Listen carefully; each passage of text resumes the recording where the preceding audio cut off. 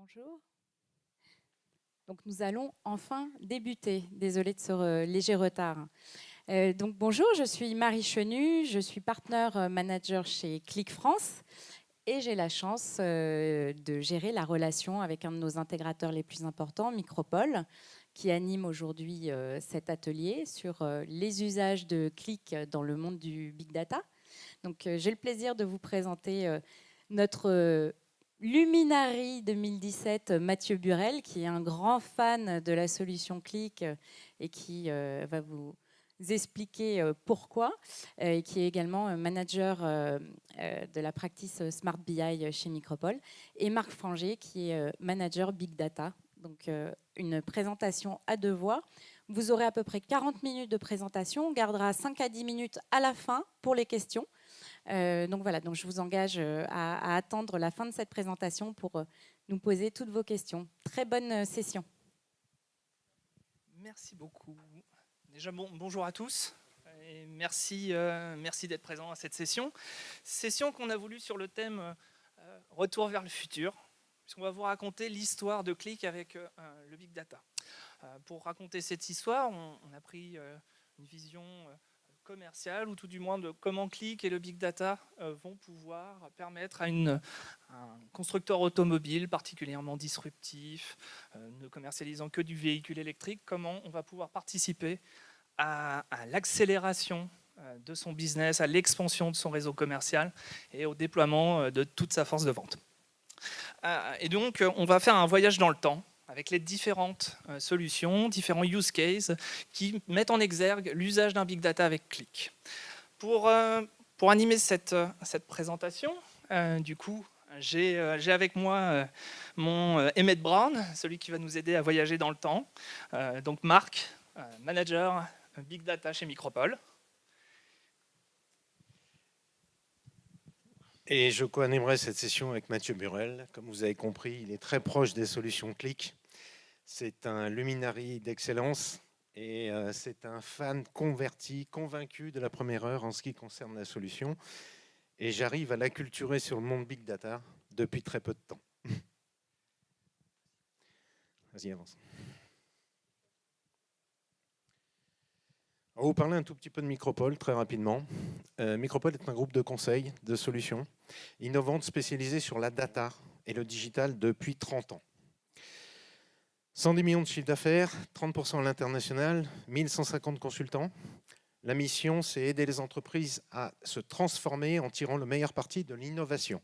Vous avez dû comprendre que si Micropole s'oriente aujourd'hui sur le big data, ça fait partie de notre branche innovation. Et quand on cherche à relier le big data à des outils de data vis tels que Click, effectivement, ça contribue à la captation par nos clients de la manière de tirer le meilleur usage des datas qu'ils possèdent et de les présenter le mieux possible.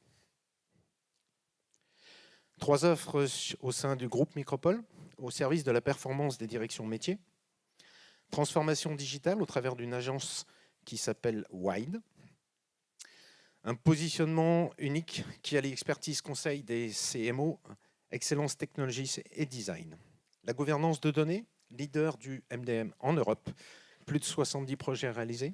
Et enfin, un pilotage de la performance, spécialiste data depuis 25 ans.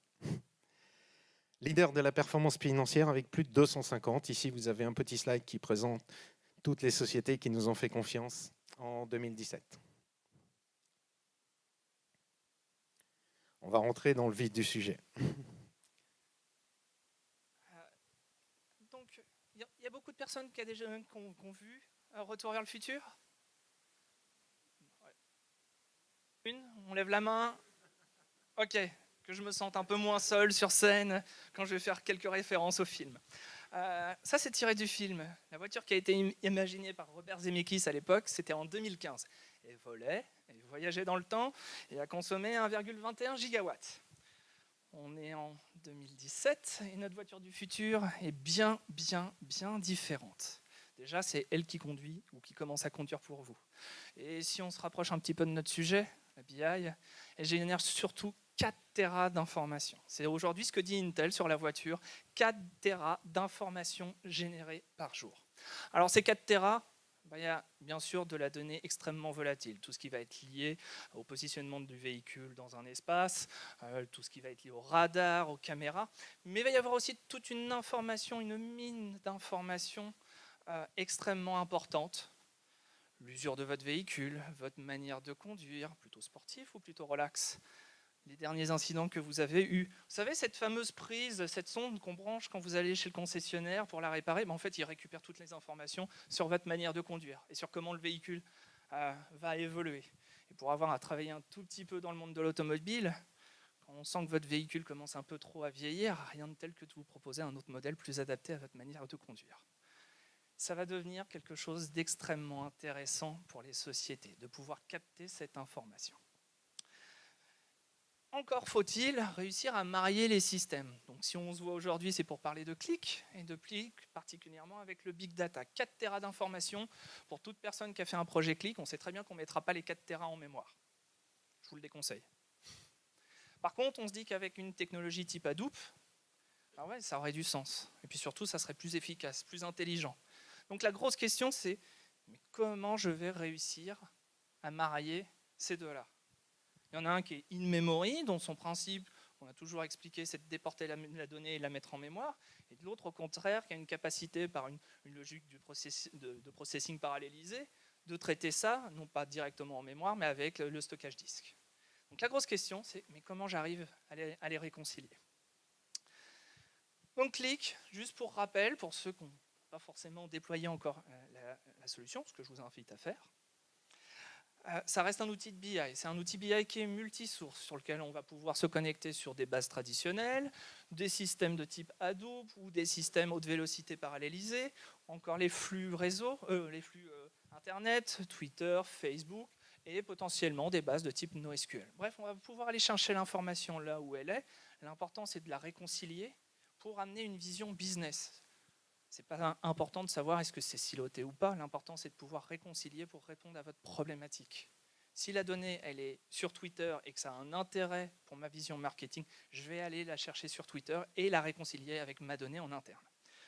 La grande promesse, c'est aussi de ce côté l'instantanéité. Et je peux vous dire que 4 Tera, le gérer en instantané, ce n'est pas une mince affaire. Moi, je dis toujours à mes clients, l'important, c'est d'avoir la réponse à la vitesse de la pensée. Parce que la deuxième question, celle que vous allez vous poser ensuite, dépend complètement de la première réponse. D'ailleurs, quand on vous coupe la parole, à un moment donné, on est là, on a ce phénomène de « Ah, qu'est-ce que je disais ?» Ben oui, en fait, si je vous coupe dans votre analyse, vous perdez la suite. Donc l'objectif, c'est bien de manipuler de manière instantanée des volumes d'informations extrêmement conséquents. D'être visuel, vous connaissez la solution et sa capacité à représenter l'information visuellement et non sous uniquement des structures tabulaires, tableaux croisés dynamiques et autres, et d'avoir une information qui est capable de nous accompagner partout. Que ce soit dans l'entreprise, à l'extérieur de l'entreprise, sur mon laptop, sur ma tablette ou encore mon smartphone. Et la magie, cette magie-là, elle s'opère au travers de ça, le modèle associatif. Et s'il y a une chose à retenir sur Click, c'est le modèle associatif. C'est cette capacité, quand je sélectionne une information, en vert, d'avoir la réponse et la non-réponse, qu'elle soit directement liée ou indirectement liée. Et c'est là principalement la différence. Contrairement à un outil SQL-like, où la réponse, c'est uniquement ce qui répond à votre clause-where. Je peux vous dire que quand on a des clients chez qui on va faire un POC, qu'on sélectionne la France et qu'on voit Barcelone apparaître, première réponse, c'est vous vous êtes trompé.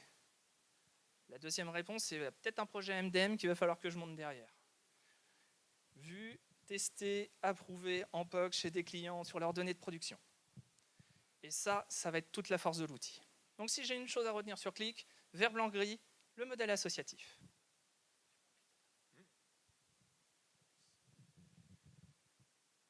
Une approche analytique, quelle que soit la technologie. La définition du big data, le volume. Vous connaissez la règle des 3V, 4V, 5V. Le premier, c'est le volume. Effectivement, le big data est parfaitement adapté pour gérer une volumétrie, quelle que soit sa taille, puisque là, on arrive à des volumétries où on parle actuellement de zétabytes. Effectivement, la taille devient relativement conséquente. Merci. Le deuxième, la vélocité. Le big data vous promet d'être rapide, d'avoir vos informations, quelle que soit la volumétrie, de garder la même échelle de temps. Comment on obtient ce genre de qualité? Avec des solutions multiples et variées. On en a cité quelques-unes, bien évidemment. Teradata, Sapana, Amazon Redshift, Oracle Exadata, HP Vertica. Il n'y avait pas assez de place sur le slide pour mettre toutes les marques, bien évidemment, puisque tout le monde veut faire du big data, c'est le buzzword à l'heure actuelle. Vous vous en doutez, on aurait pu être sollicité et faire une petite place à tous nos partenaires qui souhaitaient être présents sur ce slide. Par rapport au monde SQL, le paradigme change. Vous avez des données qui arrivent dans le monde Big Data qui sont, et vous voyez la variété, c'est le troisième point du Big Data. On a des données qui n'auraient pas pu être stockées dans un environnement standard, puisqu'elles arrivent sous un format non structuré, voire brut, et le monde SQL standard n'était pas adapté à son stockage, et en tout cas à son traitement et à son exploitation. Avec Hadoop, on y arrive beaucoup mieux. Et derrière le mot Hadoop, vous avez un certain nombre de technologies qui vont vous permettre de prendre en charge ces données, quel que soit le format et la nature que vous souhaitez ingérer à l'intérieur de vos systèmes.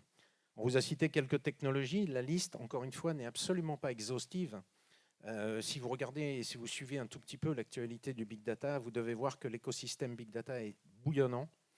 On est parti il y a quelques années de 2 briques. Je vous rappelle qu'Hadoop, c'était simplement un file system à l'origine et un système de traitement réparti. Aujourd'hui, dans l'écosystème Big Data, on avoisine les 1000 solutions ou produits ou outils qui se positionnent en face de chacun des éléments du Big Data. Donc la liste, forcément, on n'avait pas suffisamment de place pour vous citer toutes les technologies présentes à l'intérieur de ce sujet. Non, c'est bon. SQL, sa problématique, effectivement, c'était les capacités d'indexation. Le Big Data vous promet, en l'occurrence, de garantir une indexation efficace, pertinente, beaucoup plus rapidement que sur des systèmes SQL standards, par sa capacité à répartir les traitements sur de multiples machines physiques, ce qu'on appelle les nœuds, et vous obtenez ainsi l'accès à vos informations avec des temps de réponse qui sont largement améliorés par rapport au système précédent, antérieur, vieillissant. Donc on ne va pas reboucler par rapport à ce que vous avez pu voir en plénière. Clairement, l'indexation va devenir un enjeu très important, et je pense que la démonstration qui vous a été faite en plénière laisse vraiment présager du meilleur dans ce sens. Mais ça, c'est le futur. On va se concentrer dans Retour vers le futur, au premier épisode, là où ça se passe dans le passé et en partie dans le présent. Il y a une première chose qu'il est extrêmement important d'avoir en tête avant d'essayer de marier les deux solutions. C'est bien de se dire, qu'est-ce que je veux faire? Okay, j'ai des terras d'informations à droite, à gauche dans mon Big Data, dans mon Hadoop ou dans mon Teradata. Qu'est-ce que je veux en faire?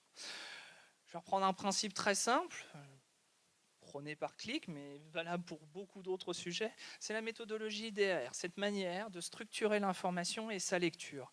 On commence par du dashboarding, information très agrégée, quelques KPI de manière à avoir un peu votre score de la journée, vous dire est-ce qu'il y a le feu dans mon business ou pas, est-ce que j'ai besoin de rentrer dans l'analyse. Vient ensuite cette deuxième étape, où là je vais creuser. Déjà je ne regarde plus juste mon KPI de manière générale, je vais vous ventiler par produit, par potentiellement agence, magasin, etc. Bref, je vais commencer à passer plus de temps, essayer de comprendre en drillant dans l'information ce qui est en train de se passer. Et puis, malheureusement, je suis assez allergique au tableau, mais ça a quand même une utilité d'avoir ce listing à la fin. Je vais peut-être avoir une action vis-à-vis d'un certain nombre de clients et je vais avoir valorisé mon information au fur et à mesure, je vais avoir peaufiné mon analyse jusqu'à arriver à l'information pertinente pour une action business. Et là, sur un reporting, on descend sur une maille d'information beaucoup, beaucoup plus fine. Donc vous voyez que le cheminement passe d'une information très synthétique à quelque chose de très détaillé. Maintenant, notre cerveau a aussi des limites pour comprendre les choses. Et mécaniquement, ce qu'il faut que je mette en face, c'est qu'il faut que mon périmètre, mon volume d'information, que je le réduise au fur et à mesure. information synthétique avec beaucoup d'informations, KPI synthétique avec un traitement d'informations très important derrière. Et plus je vais aller sur une maille fine, plus je vais rentrer dans cet entonnoir et affiner mon information. D'accord ? Et ça, il faut l'avoir en tête, parce que derrière, ma manière de me marier avec l'Hadoop ne va pas être exactement la même en fonction de ce que je vais vouloir faire. 2012, on commence à rentrer dans le passé, 2012, Qlik lance Direct Discovery. Qui connaît Direct Discovery ? 1. 2, mais c'est une personne, je crois, de chez Qlik. Ok. C'est rassurant. Ça ne veut pas dire l'utiliser. Ok. Direct Discovery est une solution qui a été lancée avec QlikView 11.2 en 2012 et qui est toujours présent dans la solution. Encore faut-il le connaître, avoir toute sa valeur, avoir dans le fond toute l'information sur comment l'utiliser et savoir quelle valeur ça peut apporter. La deuxième technologie, qui est de cette année, de 2017, c'est ODAG. Ok, ce nom est monstrueux, on est tous d'accord. J'étais en Suède à la R&D de chez Qlik. Il n'y avait pas de débat, personne n'est satisfait sur le nom et j'ai cru comprendre que ça allait changer pour avoir quelque chose de plus sexy. ODAG pour On-Demand Ad Generation. Ok, ça devient plus clair et on va voir que la promesse, on ne ment pas là-dessus, il va y avoir un véritable intérêt. Donc ces deux solutions, deux approches de la donnée, on va la marier avec du big data pour répondre à des analyses avec un volume d'informations extrêmement important. Donc on va rentrer dans notre use case. Je vous rappelle, le véhicule électrique, comment une société dont on ne citera pas le nom, qui ne vend que du véhicule électrique, va bouleverser le marché et se déployer sur le territoire français. Derrière, ce qu'on cache, en partie derrière moi, c'est un système Hadoop de type Cloudera, ils sont présents à l'événement, et du QlikSense.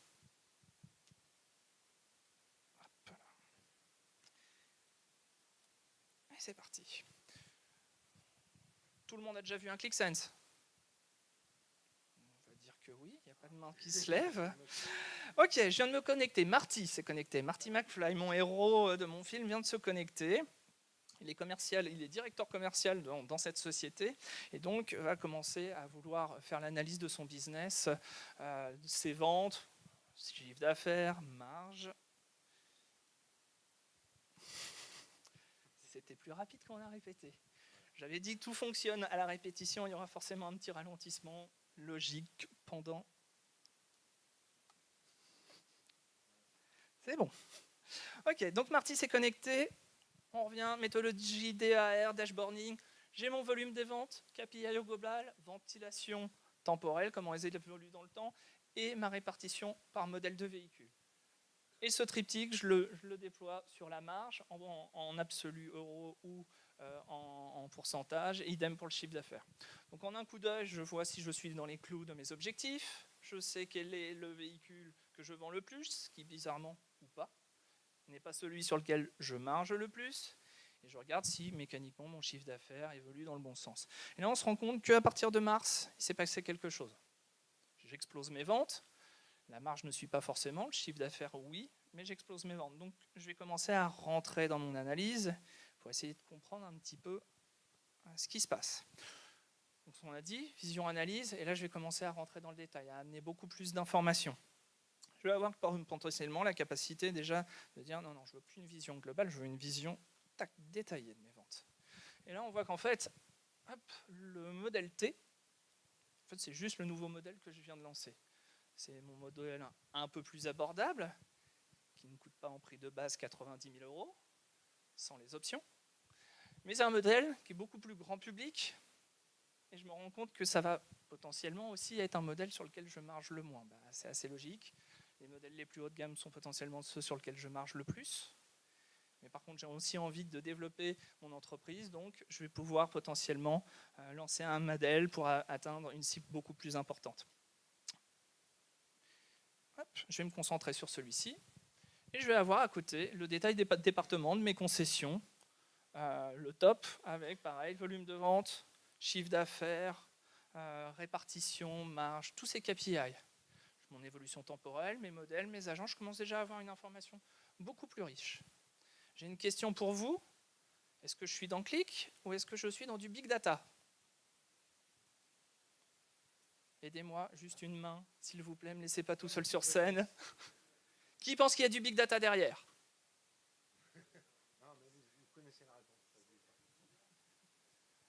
$1 million. Qui pense qu'il y a du big data? Pas beaucoup. Est-ce que c'est important de savoir qu'il y a du big data ou pas dedans? Est-ce que c'est vraiment important? Peut-être, peut-être pas.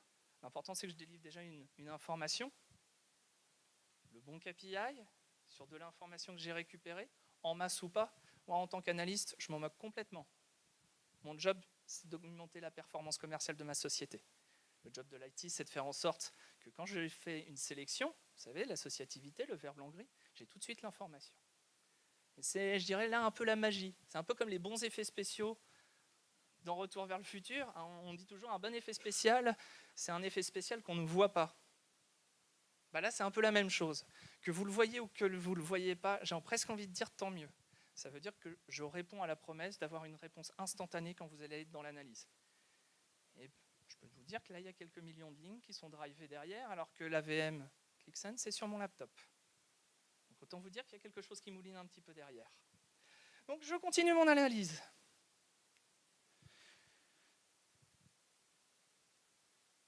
Je continue mon analyse. Je te rassure, là, répète, tout fonctionnait du premier coup.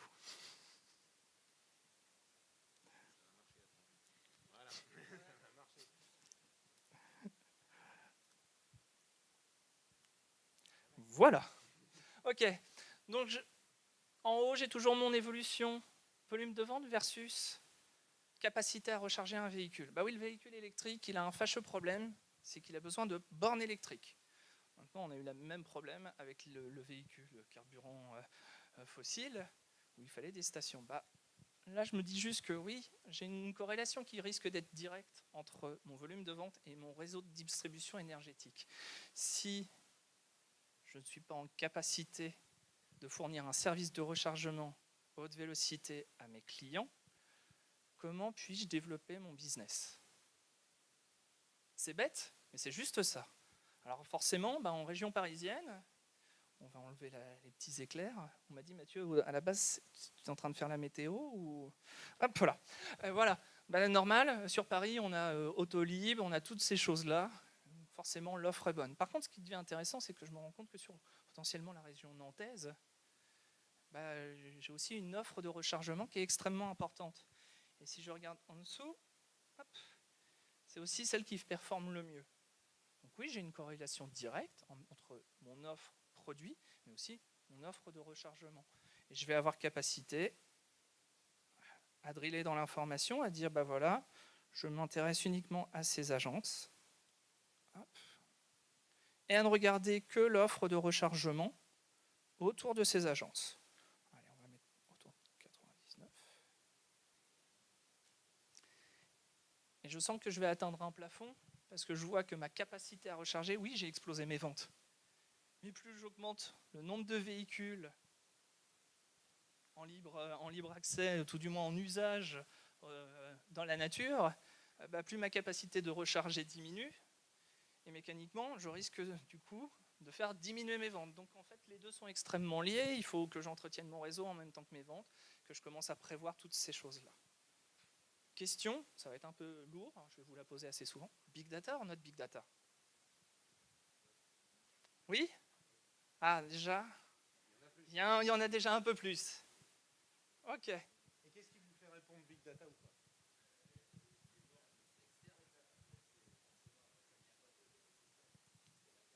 C'est vrai. Il y a un peu de ça. Ça pourrait. Ça pourrait. Ok. Je continue. On va plus fin. On va aller sur des choses un petit peu plus fun. Ok, j'ai touché mon client, je commence à me rapprocher de lui, je sais où il est, où il achète, où il recharge. Et je vous ai dit, vos voitures sont des mines d'informations d'une richesse monumentale. Et un véhicule... Rassure-moi, Mathieu, les données sont anonymisées. Bien évidemment. Je vous rassure, les noms ne sont pas les bons. Il y a beaucoup de Muller dans la base. En fait, le véhicule, il me donne tout. Il me donne son point de départ, son point d'arrivée. Il me donne la distance parcourue et le temps mis. Et là, je suis descendu quand même à une maille extrêmement fine. Je vais avoir les trajets, je vais avoir la distance, le temps de parcours. Et c'est là où je vous disais, on va commencer à rentrer l'accélération du véhicule. Quel mode de conduite il a? Et je vous laisse terminer la fin de l'histoire, parce que derrière, la capacité à imaginer des use cases business à partir de toutes ces informations, c'est juste énorme. Et là, on n'est pas dans le futur. Le big data, c'est maintenant. On a toujours dit l'année dernière, non, mais le big data, c'est le futur, etc. Non, le futur, maintenant, il est là, il est aujourd'hui. On était beaucoup en mode expérimentation il y a encore quelques mois. Et aujourd'hui, les sociétés déploient le big data en production. C'est plus juste de l'expérimentation avec des use cases plus ou moins farfelus, plus ou moins fun, etc. Là, on est en train de toucher du concret. Et là, c'est là où on va valoriser l'information. Qui travaille, big data, click, on s'en moque. Ça, c'est le job de l'IT, de répondre à la problématique, à l'usage. Et on en revient toujours à la chose la plus importante, l'usage. OK? Alors ça, c'est le premier. Là, c'est du direct discovery. En fait, si j'ai toujours l'interface, tac, je préfère le montrer. Tac. J'ai bien eu un pic d'activité. Ça, c'est ma console d'administration sur Hadoop. Vous voyez que j'ai eu un pic d'activité au moment de la présentation, puisque j'ai des requêtes qui ont été exécutées. Il y a aussi un système de pré-caching dans les systèmes Hadoop. Si je lui pose 2 fois la même question, il ne réexécute pas la requête. Vous voyez que j'ai bien attaqué un système derrière. Ce n'est pas juste ma machine en vous faisant croire qu'il y a un Hadoop derrière moi, alors que c'est faux. Hop, ça, c'est pour être sûr que la promesse est tenue. Je reviens à ma problématique. On a parlé de direct discovery. Là, à chaque fois, j'ai exécuté des requêtes et j'ai fait travailler mon Hadoop. Maintenant, on a dû vous parler, tout à l'heure, ce que je disais, on a dû vous parler de ODAG. C'est pas suédois, hein, c'est bien On-Demand App Generation, je le répète. Il faudra changer ce nom. Il faut faire quelque chose là. Je vais un petit peu plus loin. On a cette information, une maille d'information extrêmement fine. J'ai le nom, le prénom, j'ai le numéro de téléphone, l'adresse, le modèle de véhicule. Je sais quand il l'a acquis. Potentiellement, on va plus loin. J'ai toutes ces informations de navigation. Bref, une mine d'or liée à 2 agences que j'ai sélectionnées en haut, qui sont les agences de la région nantaise. Okay. Jusqu'à maintenant, j'étais analyste. J'étais un top analyste et je naviguais dans toute ma donnée. On change un peu de casquette. Je deviens commercial. J'aimerais bien avoir mon listing client, j'aimerais bien avoir cette information et avoir une maille plus fine, parce que je suis resté à l'agence. Mais quand je suis un responsable commercial qui bouge, j'aimerais bien descendre au commercial. Qui a vendu quoi? À qui? Est-ce qu'il lui a vendu le bon modèle? Est-ce qu'il n'aurait pas pu lui proposer autre chose? Quel niveau de remise? Bref, de descendre encore plus fin que l'agence. Donc là, il y avait déjà pas mal de big data qui se planquaient derrière, et là, il va s'en passer encore plus. Dans le sens où il y a un petit truc ici, je ne sais pas si tout le monde le voit, un petit bouton en bas à gauche qui s'est rempli quand j'ai sélectionné l'agence. Hop, j'enlève mes agences, le petit bouton là, et il ne me propose rien, je ne peux pas cliquer quoi que ce soit. Maintenant, si je reviens, je choisis mes 2 agences. Les IT m'ont mis une petite condition, m'a dit Mathieu, si tu choisis 1 ou 2 agences, 3 maximum, tu vas avoir le droit d'appuyer sur ce bouton. Et en fait, quand je vais appuyer sur ce bouton, hop, générer une app. Qu'est-ce que je viens de demander au système? Je lui ai dit, écoute, va me chercher le jeu de données dans le système source, mon Hadoop toujours, qui est en train de travailler, va me chercher le jeu de données pour les agences et sors-moi le dashboard agence relatif au périmètre que j'ai sélectionné. OK. Ça a fini de tourner. Je clique sur le bouton. Et par pitié, pas de 3e effet démo. J'ai horreur des effets démo. Je suis venu à midi pour tout tester. Ça a tout fonctionné du premier coup dans la seconde. OK. Et pour vérifier que ma promesse est toujours juste, j'ai que 2 agences ici. D'accord ? Je lui ai dit, d'une vision extrêmement macro, mais dans laquelle je ne pouvais pas descendre au commercial, je lui ai dit, donne-moi le business de ces agences. J'ai mon volume de vente, évolution des ventes pour ces 2 agences, évolution du chiffre d'affaires, évolution de la marge, répartition de mes ventes par modèle, scoring de la performance commerciale. Le nuage de points, c'est vraiment mon préféré. Je peux vous le dire que chez Micropole, beaucoup de commerciaux ne m'aiment pas pour ce type de visualisation, parce que c'est ce qu'on appelle une visualisation objective. Qu'est-ce qu'un bon commercial? Est-ce que c'est un commercial qui vend beaucoup? Oui, mais est-ce qu'il vend profitablement? Si j'écoute Henry Ford, ce qui est important pour lui, c'était de vendre profitablement. Donc on va regarder la marge. Mais si je marge à 50% sur un produit à 10 € et que j'en vends que 2, c'est pas non plus intéressant. Donc en fait, on prend tous les KPI, on a besoin de tous les KPI pour déterminer ce qui est un bon commercial. Donc façon Gartner, on fait une petite grille. Sur la gauche, en axe désordonné, j'ai mis ma marge. Sur l'axe des abscisses, j'ai mon volume de vente. Sous-entendu, plus je suis à droite, plus je vends. Plus je suis en haut, plus c'est profitable pour l'entreprise. Je mets mes deux seuils d'objectifs. Et là, tout de suite, j'arrive à répondre objectivement à la question qui est le meilleur commercial. Je sais qu'ici, ils vendent peu et en plus, ce n'est pas profitable. Ici, j'ai de très bons vendeurs. Ils ont tendance à vendre du haut de gamme, là où je marge le mieux. Il va falloir que je travaille avec eux pour vendre plus. Et en bas, ils vendent beaucoup, mais peut-être pas les modèles les plus haut de gamme. Donc vous voyez que je vais pouvoir mettre des plans d'action objectivement, et pas juste au feeling, ah ouais, il est bien, lui il est bon, il vend beaucoup, etc. Non, je vais pouvoir mettre des plans d'action concrets avec une véritable approche. Et là, je suis encore descendu plus fin. Big data ou pas big data, selon vous? Oui, non, peut-être, soit de s'abstenir. Même réponse, on s'en moque. L'important, c'est que là, je viens de délivrer le bon rapport à la personne, et derrière, il a bien tout son reporting client qu'il va pouvoir adresser en allant en agence.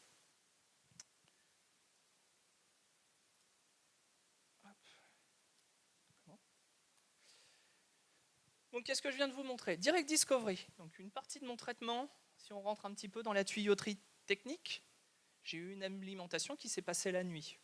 Mes référentiels de données, toutes ces choses-là. D'accord? Et en même temps, les tables les plus volumineuses de trajet, mon listing, mon référentiel client, les ventes, je les laissais dans la doupe et je le requête à la volée. Et ça, je l'attaque par une couche Impala. Hive est plutôt orienté batch, traitement, je le fais la nuit, et Impala va répondre à ma problématique de requêtage instantané. Je fais un select, à chaque fois qu'un utilisateur va faire une sélection, bien évidemment, il y a toute une partie qui est optimisée, pré-caching des informations, donc si j'exécute 2 fois la même requête, il n'y en a qu'une seule qui est exécutée, et on me fait la réponse beaucoup plus rapidement la fois d'après. Au DAG, je clique sur le bouton, j'ai un deuxième rapport basé sur un template, mais un deuxième rapport sur le périmètre de données que je lui ai demandé.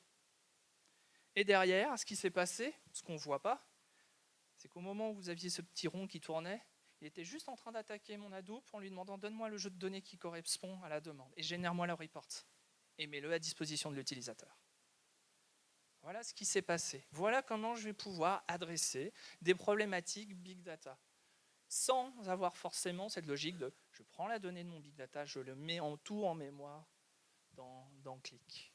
Non, je vais pouvoir vraiment tirer parti de chacun des systèmes. Et comme je le disais, les meilleurs effets spéciaux sont ceux qu'on ne voit pas. Et de la même manière, ce qui est le plus important pour vous, ce n'est pas de savoir si c'est Qlik ou Hadoop. Aussi, oui, mettez deux clics. Le plus important, c'est de dire j'ai répondu à la promesse. Ce qui nous importe, c'est le film, c'est pas le making-of. Quoique je connais des personnes qui aiment bien regarder d'abord les making-of, les fans de Star Trek ou de Star Wars. Et j'ai un slide qui a disparu. Et j'ai un slide qui a sauté. Hop. Et juste une petite cerise sur le gâteau. Alors je vais pas vous vendre des iPads. Moi, ce qui m'intéresse, c'est la petite icône. On se remet dans la peau, on avait un commercial. Ce commercial vient juste de générer son application. Il lui a demandé, donne-moi l'agence qui va bien, donne-moi les éléments, je fais la sélection. Hop. Allez, on va partager l'écran. Tac, tac.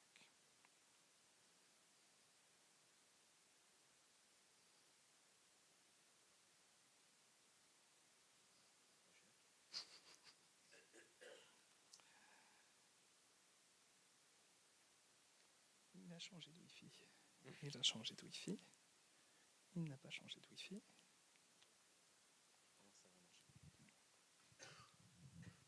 quelques instants pour le réglage et puis on va vous projeter le notebook.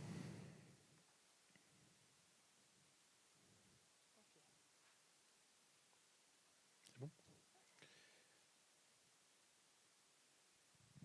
Oh, je vais le faire à deux mains, ça va être sympathique ça. Donc on en revient. À un moment donné, vous vous rappelez, j'ai pris mon histoire. Oh, puis je ne projette pas. Merci. Hop là. Voici, ceci est un iPad. Ok, donc... Nous ne montons pas. C'est pas préparé, c'est en live. Ouais, non, c'est pas des vidéos qu'on est en train de vous passer, d'où quelques effets démo. Donc tout à l'heure, j'ai généré, vous savez, cette application sur mon jeu de données, uniquement sur Nantes, et je suis connecté en Wi-Fi. J'aurais pu être en 4G moyennant une connexion, les ouvertures serveurs. Bref, j'ai bien mon application de tout à l'heure. Hop, je reviens dessus. Voilà, et je retrouve bien mes analyses. J'ai les modèles comme prévu. J'ai mon agence comme prévu. Okay, vous allez me dire, mais Mathieu, tu es juste en train de me montrer ce que tu avais dans ton navigateur, dans Chrome, et tu es en train de me le montrer sur ton iPad. C'est sympathique, mais globalement, c'est exactement la même chose. Sauf que le problème qu'on a, quand on est en mobilité, c'est toujours cette zone blanche, cette zone où on ne capte pas, etc. Et qu'est-ce qui se passe quand on ne capte pas? On n'accède plus à son application Click, on est malheureux, on n'a pas la performance des commerciaux, etc. Maintenant, avec l'application Click sur iOS, il y a un petit bouton qui est particulièrement intéressant, qui est en bas. Là, c'est le télécharger. J'ai généré mon jeu de données, j'ai pris le périmètre qui m'intéressait, j'ai une maille fine d'informations. Et là, j'ai fait ça ce matin avant de partir. Et là, je vais aller dans mon agence, réseau ou pas réseau, je m'en moque. J'appuie là volontairement sur le bouton ouvrir en offline. Je reste connecté sur le Wi-Fi, sinon on ne voit plus rien. Mais maintenant, là, je suis complètement offline. Tout est maintenant exécuté localement sur mon iPad. Donc forcément, la puissance d'un serveur n'est pas la puissance d'un iPad, mais je vais retrouver toutes mes analyses. Je vais retrouver cette capacité de sélectionner uniquement les modèles qui m'intéressent, de driller dans l'information, d'avoir, bien évidemment, derrière, mon listing client. Je suis parti juste d'un use case dans lequel j'ai fait intervenir du big data en live, en déporté, en batch, en mobilité, dans l'entreprise, sans à aucun moment me soucier de savoir qui travaille. Parce que la promesse reste, j'ai besoin d'analyser, je me moque de savoir comment a été faite la tuyauterie, faites-moi quelque chose qui fonctionne. Et là, je peux vous dire que l'IT est content parce qu'ils ont investi sûrement des centaines de milliers d'euros dans des nœuds Hadoop. Donc quand on investit ça, on se dit j'aimerais bien rentabiliser, j'aimerais éviter de reproduire exactement la même plateforme sur Click, donnez-moi une solution intelligente pour. Voici une solution intelligente qui va me permettre d'adresser des gigas, des téras et dans un futur plus ou moins proche des pétaoctets d'informations jusqu'à la maille la plus fine ou au KPI de plus haut niveau. Voilà pour l'histoire.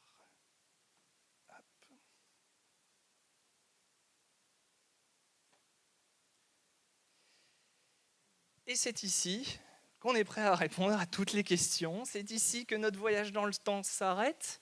Le futur est plutôt radieux, demain. Vous avez là maintenant pléthore de possibilités pour aller voir, pour les non-IT, votre équipe IT en disant « j'ai vu des choses, on peut faire du clic sur du big data ». Ça, c'est pour les équipes métiers. Pour les IT, maintenant, vous pouvez être serein en vous disant « oui, on va mettre du clic avec le big data ». Et dans un futur proche avec le Big Data Indexing. Merci. Ça veut dire que le clic qu'on a aujourd'hui, un ClickSense qui marche avec du in-memory et connecté à une base Oracle classique, une base de données classique, on peut le brancher sur une base Hadoop en même temps ou il faut autre chose?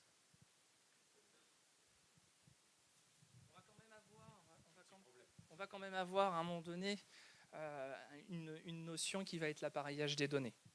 D'accord ? C'est sûr que je ne ferai pas communiquer simultanément de la donnée dans mon Hadoop avec une donnée dans un Oracle, un SQL. sans passer par quelque chose d'in-memory.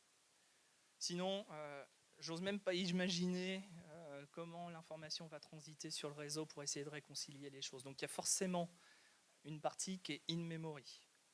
Et la question, c'est de dire, mais Hadoop, pas Hadoop, SQL, pas SQL. Déjà, c'est est-ce que j'ai besoin? Parce que derrière, pour avoir un tout petit peu voyagé sur Technoclick depuis 8 ans, derrière, toutes les DSI ne sont pas prêtes à avoir un système qui va requêter H24 en live comme ça. L'avantage d'un in-memory, c'est ce côté, une fois que l'information est dans Click, elle est disponible indépendamment de la source. Que la source soit on ou off, c'est indépendant. Tout l'équilibre qu'il va falloir trouver, c'est de quelle information j'ai besoin, qu'elle soit dans la Hadoop ou pas dans la Hadoop. Est-ce que j'ai besoin de la voix? Est-ce que c'est supportable in-memory?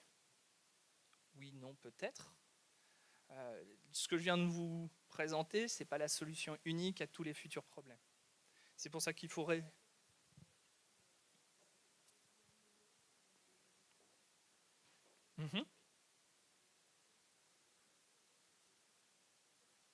Oui, on peut le brancher sur de l'Oracle. J'ai une personne dans la salle chez qui on a travaillé, pour lequel on a travaillé, on l'a fait avec du Teradata, où justement on contrôlait la valorisation des factures au centime près, s'assurer que toutes les factures qui étaient sorties par cette société, 20-25 millions de clients abonnés, donc une masse d'informations colossale, s'assurer que l'information qu'on délivrait était bonne à la virgule près. Et en finalité, il y avait une volonté d'avoir le listing précis, de vérifier est-ce que chaque offre, sur chaque segment, sur chaque type de communication, est-ce que c'était bon.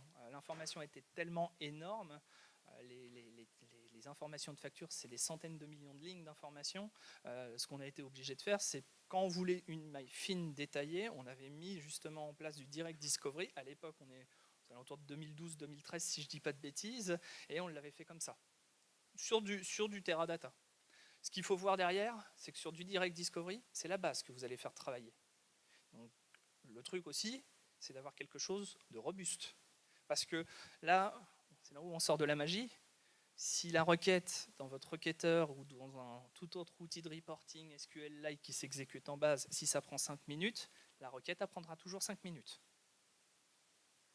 Donc c'est là où, quand on présentait le Big Data vision SQL non Hadoop, cette vision-là, ce qu'il faut voir, c'est que c'est quand même des bêtes de compétition. Prendre un Teradata, un Exadata, un système de type NetExa, tous ces types de bases, c'est pas non plus le ticket d'entrée et pas négligeable.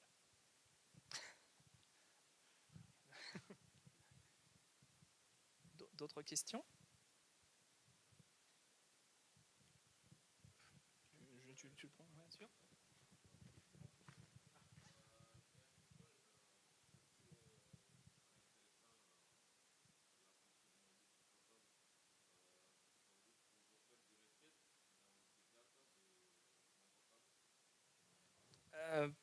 D'une certaine manière, oui. Alors sur le mode connecté, bien évidemment. Si je suis en mode offline, déconnecté. Mais ce que je vous ai montré sur mon PC, c'est au travers d'un navigateur. Je fonctionne pour communiquer avec mon petit système Hadoop. Je fonctionne avec un réseau Wi-Fi. Donc je suis sur un réseau Wi-Fi à partir de mon laptop. Je fais exactement la même chose avec mon iPad. Moi, dès lors que je suis en mode web connecté ou au travers de l'application iOS en mode connecté, derrière la mécanique est exactement la même. Donc oui, d'une certaine manière, je suis en train de requêter mon Hadoop avec ma tablette. Oui, Mathieu a parfaitement répondu. Effectivement, l'Hadoop est consommable au travers de protocoles web.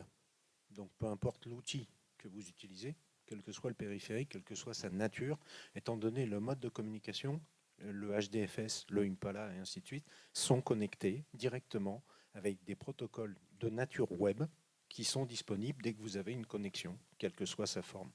Après, des problématiques de performance sur le canal de communication vont intervenir. Effectivement, si vous ramenez un jeu de données qui fait 2 Tera et que vous êtes en 4G, ça risque d'abord de vous coûter cher et en plus vous allez attendre un petit moment la réponse. Mais oui, on peut le faire.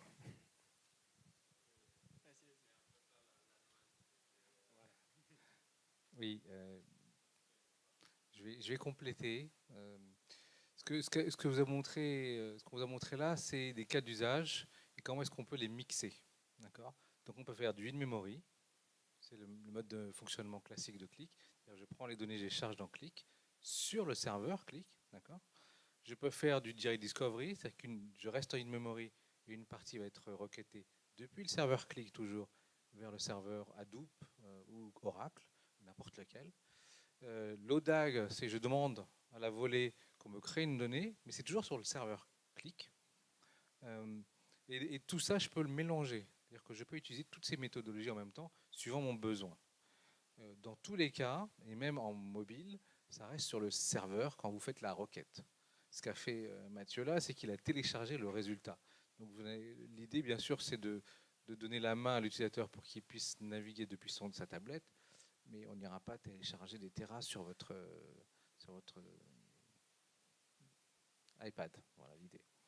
Mais de laisser cette possibilité, avec ce qu'on vous a montré en début d'après-midi, dans l'avenir, de travailler encore différemment. Mais quand on veut répondre à un besoin fonctionnel pour un client, on va mélanger ces différentes techniques pour arriver au résultat. Et ce qui a été brillamment montré tout à l'heure, c'est que ce qui compte, c'est le résultat final. Et que si il faut utiliser plusieurs techniques derrière pour le faire, on peut le faire. Mais la tablette reste sur un usage local. On est sur des choses qui sont des devices qui sont pas de la puissance d'un serveur. D'autres questions?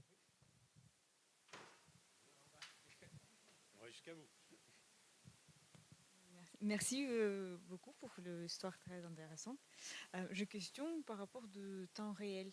Vous avez mentionné le Twitter Data. Vous avez d'autres exemples ou expériences avec temps réel? Merci. En fait, la réponse est en deux parties. Hadoop est capable de se connecter à tout et n'importe quoi en temps réel. Vous allez trouver les connecteurs pour vous connecter, vous parliez de Twitter, mais pas forcément qu'à ça, et il n'y a pas que ça dans le monde temps réel, notamment des objets connectés qui vont générer un flot de données en temps réel. Hadoop est capable de les traiter, de les stocker, et de les présenter en vue de consommation pour un serveur Qlik. D'accord. Donc oui, il n'y a pas de problème particulier. Après, nous aurons la latence qu'il y aura entre le moment où j'ai l'information présente dans mon monde Hadoop et le moment où je vais transférer ce jeu d'informations sur le serveur Qlik. Mais on aura du near real time, on va dire, du presque temps réel.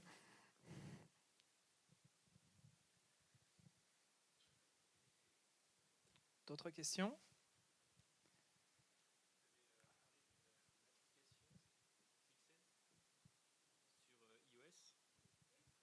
C'est disponible sur d'autres Android ou...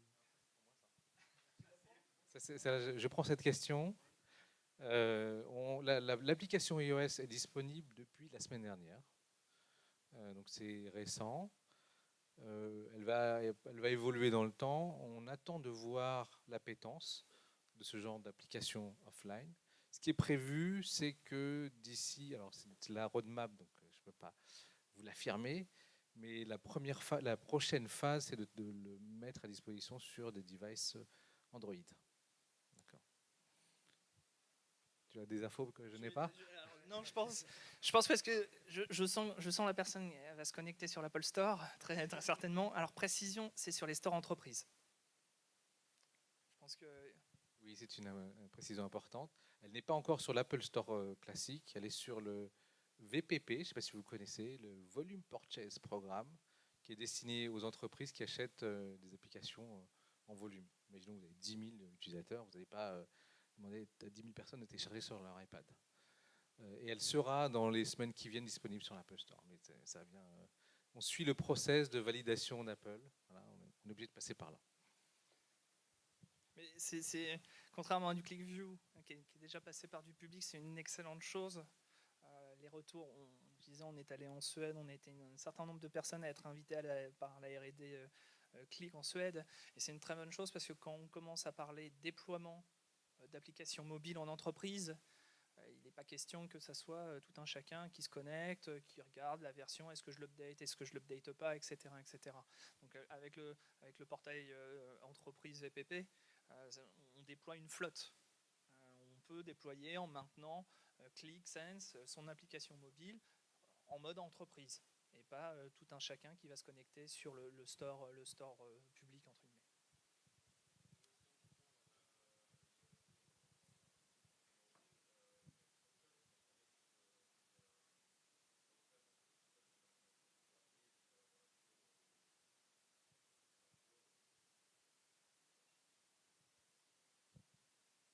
Je n'ai pas compris la question, pardon.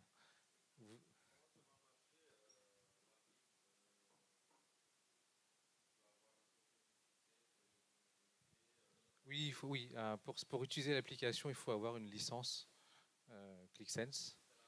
C'est la même. Voilà. L'idée pour Click, on est toujours dans la même philosophie. On rend tout accessible par défaut et les fonctionnalités mobiles ne sont pas une option. Donc le déploiement, alors je vais revenir sur le VPP, il est plus lié sur la facilité de déployer pour une entreprise. C'est-à-dire que si je prends un exemple, vous avez 3000 personnes dans une entreprise, vous voulez le déployer à 3000 personnes, donc déjà vous n'avez pas demandé à 3000 personnes de le télécharger. Et puis derrière, vous avez des problématiques de sécurité. On est sur une application disponible offline, c'est-à-dire que vous allez avoir des données disponibles offline. En général, on va l'intégrer dans un système de gestion d'iPad pour pouvoir sécuriser les mots de passe, ce genre de choses, et éventuellement pouvoir mettre à zéro l'iPad s'il est perdu, ce genre de choses. Donc c'est ces problématiques-là qui sont prises en compte davantage que d'acheter ou d'avoir un droit d'usage. L'usage est standard. Tu veux ajouter quelque chose? Voilà. Est-ce que vous avez d'autres questions? Alors moi, je vais répondre à une question. Je n'ai pas arrêté de la poser. C'était de dire où est-ce qu'était le big data. Dites-vous juste que dans chaque écran, il y avait derrière du big data. De l'indicateur agrégé jusqu'au listing détaillé. Derrière, on attaquait à chaque fois un big data. Et vous voyez les temps de réponse qu'on avait? Alors pas tout, pas tous les graphiques, pas toutes les informations, mais à chaque écran, il y avait forcément du big data. Donc, je suis plutôt content, puisque vous ne l'avez pas vu, au delta de 2-3 effets de bord de démonstration. Et c'est plutôt rassurant, puisque c'est la même promesse que vous allez pouvoir aller diffuser dans vos entreprises. Merci d'avoir participé. Je vais juste profiter. Derrière cette démo, on était 2 sur scène. Il y a une 3e personne qui a largement contribué à la réalisation de toutes ces démos, qui ne pouvait pas monter, on aurait été trop nombreux, mais on le remercie grandement aussi pour son bon gros coup de main.